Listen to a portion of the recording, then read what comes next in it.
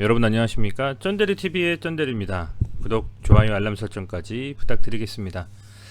제가 두 종목을 좀 꾸준히 요즘 리뷰를 하고 있습니다. 아시겠지만 두산중공업하고 EID입니다. EID는 뭐 워낙에 제가 매일매일 좀 영상을 좀 업로드를 하고 있기 때문에 아마 많은 분들 아실 거고요.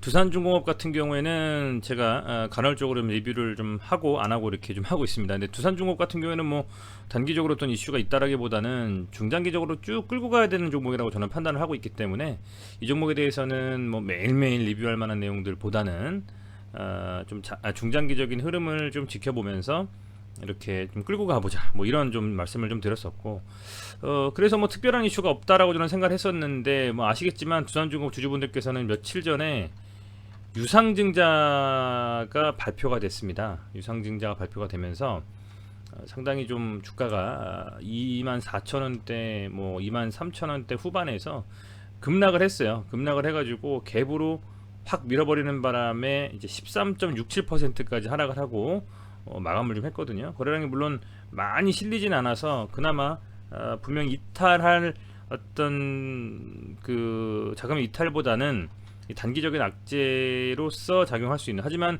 어쨌든 유증을 통해서 중장기적으로는 긍정적인 흐름을 가져갈 수도 있는 그 사유에 따라서요.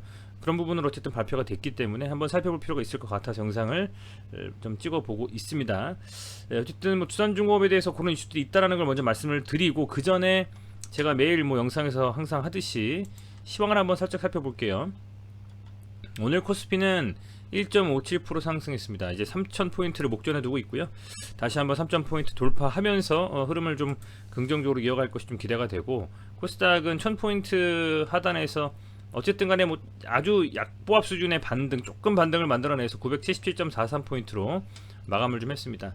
현재 이제 미국 시장이 열려서 진행이 좀 되고 있는데요. 다우존스, S&P, 나스닥 모두 어쨌든 상승으로 지금 현재 흐름을 이어가고 있고, 반면에 유럽 시장은 좋지 않습니다. 유럽 시장은 흐름이 지금 좋지 않은 상황으로 뭐 미국 시장이 열리면 보통은 뭐 유럽 시장도 좀 긍정적으로 온라인에서 좀 가거나 커플링하면서 갈 수 있는 보통 흐름이 좀 나와주는데, 현재는 미국 시장은 가고 유럽 시장은 잘 못 가고 있는 이런 좀 디커플링하는 상황이라고 보시면 될 것 같습니다. 뭐 전체적으로 오미크론 변이 때문에 미국 시장도 뭐 그 여행주 관련한 섹터에 있는 종목들이 뭐 많이 빠졌어요. 델타 항공, 유나이티드 에어라인이라든지 아메리칸 에어라인 이런 종목들이 싹 다 그냥 함께 밀려버리면서 굉장히 좀 많이 빠졌습니다. 뭐 오미크론 바이러스가 현재 뭐 20개국 이상에서 발견이 됐기 때문에 뭐 그도 충분히 그럴 것이 이해가 됩니다. 그만큼 현재 상황이 녹록치 않다라는 것을 말씀을 좀 드리고 싶은 거고요. 코로나 라이브를 통해서 우리나라의 확진자 수를 보더라도 뭐 일별로 5,000명을 돌파하고 벌써 이틀이 지났고요. 오늘 아마도 5,000명이 조금 안 되거나 살짝 넘거나 뭐 이렇게 같아요. 4,000명이 넘어가고 있습니다. 뭐 일각에서는 이런 식으로 가다가는 10,000명 돌파도 시간 문제다라고 할 정도로 사회적 거리두기가 필요하다라는 의견이 많이 있는 것 같습니다. 아마도 정부에서 곧 사회적 거리두기를 좀 하면서 어쨌든 오미크론에 대한 그런 위험성이라든지 이런 부분이 확정이 되기 전까지는 아마 상당히 좀 조심스럽게 이 전체적으로 방역을 그 단계를 좀 높여가지 않을까, 저는 이렇게 보고 있고요. 그에 또 맞게 또 주식도 관련 종목들은 갈 것이고, 조금은요 힘든 그런 부분들과 반대되는 종목들, 뭐 여행주라든지 그죠, 숙박 이런 종목들은 다시 한번 또 밀리지 않을까 하는 걱정이 좀 됩니다. 그래서 잘 대처를 좀 하셨으면 하는 마음에서 먼저 좀 말씀을 드립니다. 시장 상황은 그렇고요. 두산중공업의 뭐 오늘의 기사를 한번 볼 필요 있습니다. 그죠? 뭐 이런 남동발전과 두산중공업 중소형 수소터빈을 개발했다 이런 이슈도 좀 있고, 그리고 다른 어떤 중요한 내용들이 크게 화두가 돼서 발표한 부분들은 많이는 없는 것 같아요. 남동발전과의 업무 협약 체결 정도 수준인 것 같고요. 이 정도다 뭐 이렇게 말씀을 좀 드리면 될 것 같고, 차트로 한번 가보겠습니다. 차트로 한번 가서 보면 우선은 이 구간대에서 한번 싹 밀렸는데, 보시면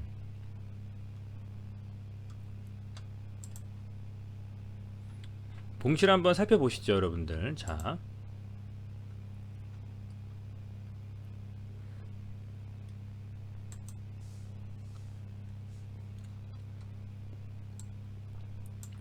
두산중공업이, 자, 이게 지금 보시죠. 잠깐만요. 유상증자 발표가 이때 났습니다. 하겠습니다. 자, 보시면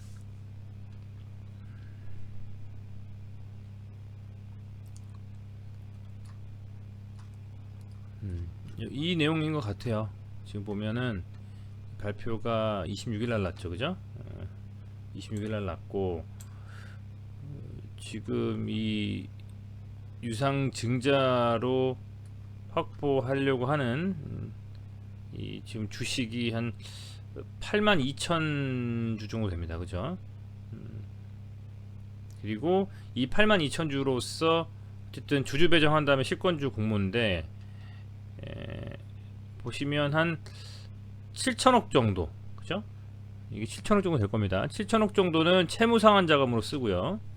기타 자금으로는 한 8천억 정도, 그래서 1조 5천억 정도를 유상증자로서 자금을 좀 운용을 한다라는 것이고, 청약은 2월입니다. 2월. 청약은 2월이고 발행가는 18,000원.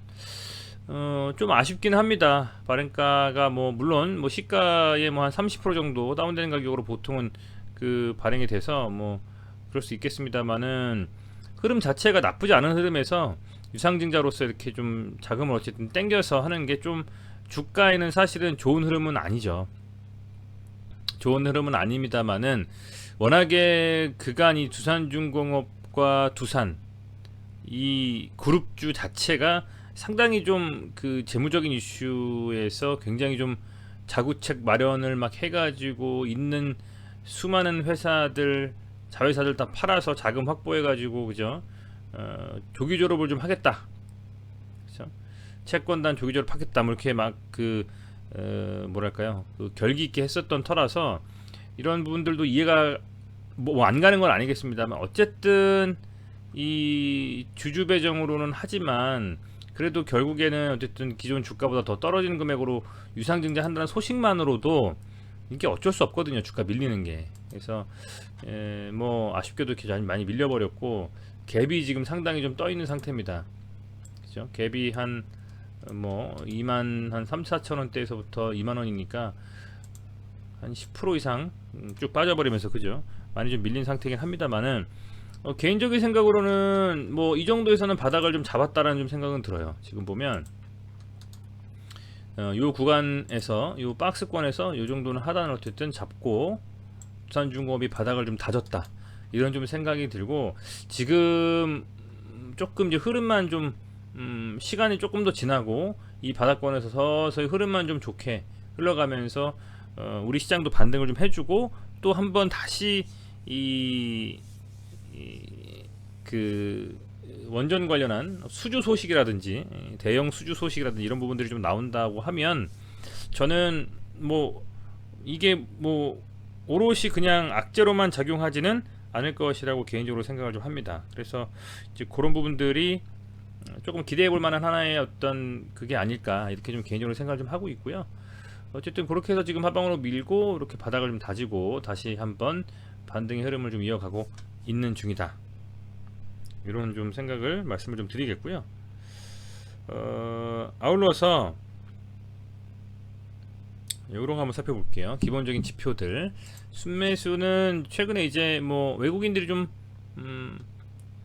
받아주는 것 같습니다. 개인들의 물량을 외국인들이 좀 받아주고 있고, 아마 여러분들이 유심히 좀 많이 살펴보실 거예요. 특히 이 두산중공업을 살펴보시려면 공매도하고 대차를 좀 보실 필요가 있습니다. 대차 같은 경우에는 잔고가 어찌됐건 뭐 상환을 조금씩 이렇게 하면서 뭐 이렇게 왔다리 갔다리 하고 있는데, 이때 이렇게 많이 빠지면서 상당 부분 이렇게 공매도를 좀 많이 좀 이렇게 급하게 좀 치고 있다가 급격하게 좀 줄었어요, 그죠? 어느 정도 이 부분에 있어서는 한 19,000원대 정도, 2만원 정도 초반에서는 하방은 어느 정도 잡혔다라고 볼 수 있다라는 하나의 지표일 수도 있을 것 같아요. 체결된 것보다 오늘 또 어쨌든 상환한 대체 거래가 더 많고 공매도 대금도 기존에 있었던 부분보다 많이 줄었지 않았습니까? 그죠?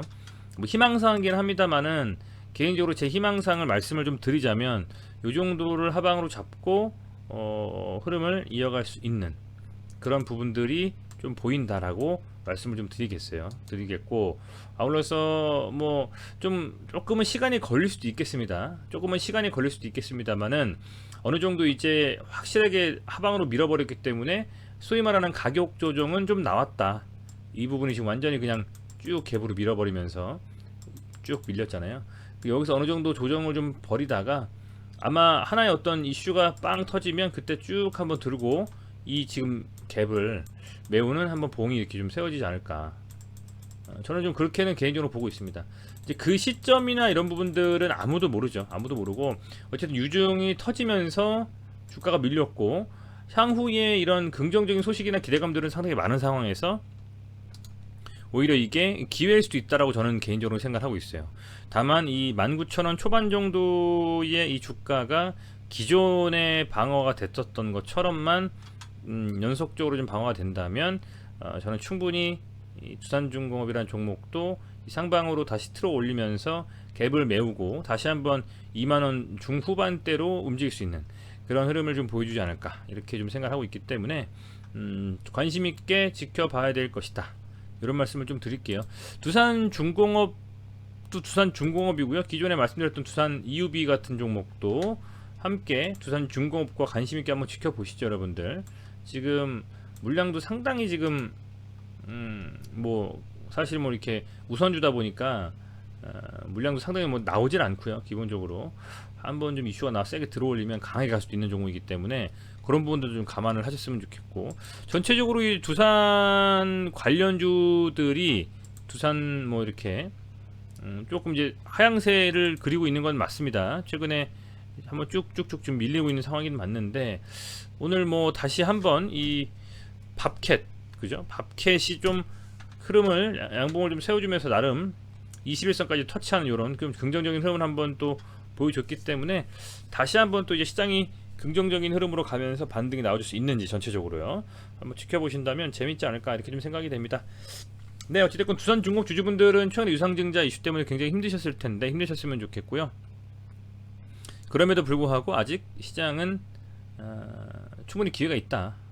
오미크론도 아마 코로나 정말 세상이 무너질 것처럼 주가가 빠지던 그 코로나도 다 어느 정도 잡히고 또 변이도 잡히고 하지 않습니까? 오미크론도 충분히 저는 그렇게 하나의 이벤트로서 지나가지 않을까 좀 생각을 하고요.